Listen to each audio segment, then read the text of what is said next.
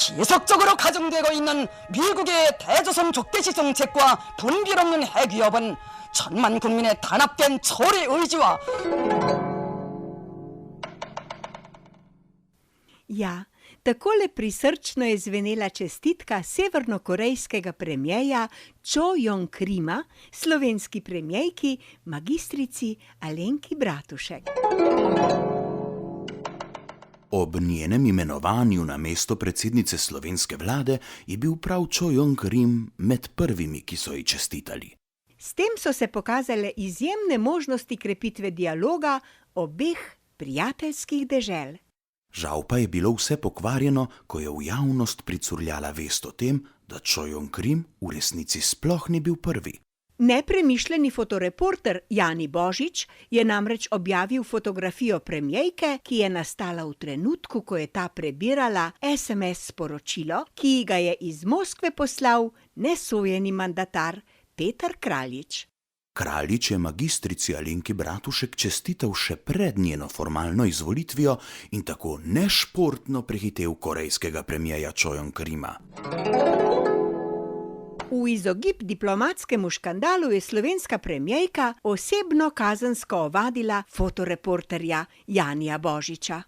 A kot je to pri nas že običaj, so protidržavni elementi to premierkino dejanje razglasili za represijo nad mediji. Zato so vladne službe kasneje zanikale, da bi ovadbo podala prav mandatarka.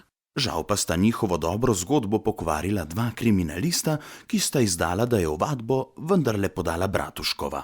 Ne sme nas presenetiti, če bo zdaj kazensko ovadbo podala še proti preveč zgovornima kriminalistoma.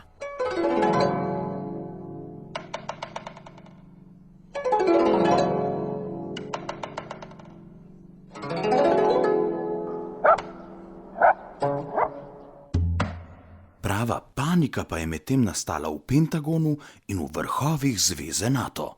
In to ne samo zaradi severnokorejske vojne napovedi ameriškemu imperializmu, temveč tudi zaradi ranljivosti zavezniških sil. Svet je namreč obšla novica o subverzivni dejavnosti nekaterih slovenskih novinarjev in fotoreporterjev. Slednji so se namreč dokopali do strogo zaupnih podatkov, ki bi morali biti kar najskrbneje varovani. Razkrita je bila tudi sistemska oborožitev slovenske vojske. Svet je obkrožila slika, na kateri se prav dobro vidi lepi top obrambnega ministra Romana Jakiča.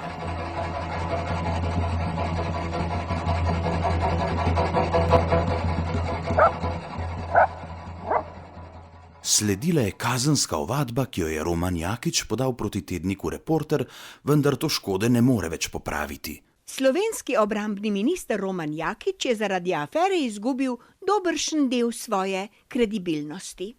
Resnici na ljubo naj povemo, da ta že prej ni bila posebno čvrsta. Zdaj pa se je razkrilo, da lahko v Sloveniji vojne tajne razkrivajo celo nesposobni in nekompetentni desni mediji. V vrhu zveze NATO so zgroženi, saj se zavedajo, kaj vse bi se lahko zgodilo, če bi se zadeve lotili sposobni in kompetentni levi mediji.